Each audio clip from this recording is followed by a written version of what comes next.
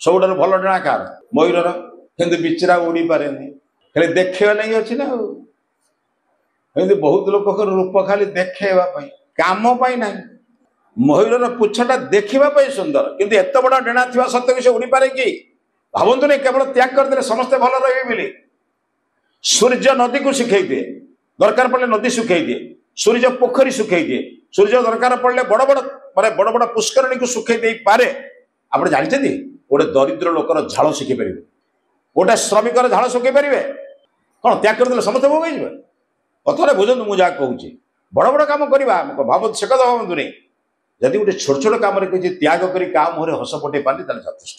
ମୁଁ କେତେ ବଡ଼ ଭବନ କରିଛି ସେଇଟା ବଡ଼ କଥା ନୁହେଁ। ମୋ ଭାବନାରେ କେତେ ଜଣଙ୍କର ଭଲରେ ରହନ୍ତୁ ଭାବୁଛି ସେଇଟା ବଡ଼ କଥା। ହେ ପ୍ରଭୁ, ସମସ୍ତେ ଭଲରେ ଥାଆନ୍ତୁ, ସମସ୍ତେ ଖୁସିରେ ରହନ୍ତୁ, ସମସ୍ତଙ୍କର ମଙ୍ଗଳ ହଉ। ମୁଁ ସମସ୍ତଙ୍କର କହିଦେଲି ଯେ ସମସ୍ତଙ୍କ ମଙ୍ଗଳ ହବ ତା ନୁହେଁ। ତାଙ୍କ କର୍ମ ଅନୁସାରେ ସେ ଫଳ ପାଇବେ, କିନ୍ତୁ ମୁଁ କାହାର କ୍ଷତି ଚିନ୍ତା କରୁନି। ବାସ୍ ମୁଁ ତ ଭଲରେ ଅଛି। ମୁଁ ମାନୁଛି ସର୍ବେ ସନ୍ତୁ ନିରାମୟା କହିଦେଲେ ଡାକ୍ତରଖାନା ଉଠିଯିବ ନାହିଁ, କିନ୍ତୁ ମୁଁ କାହାର ଅସୁସ୍ଥତାର କାରଣ ହେବେ ନାହିଁ।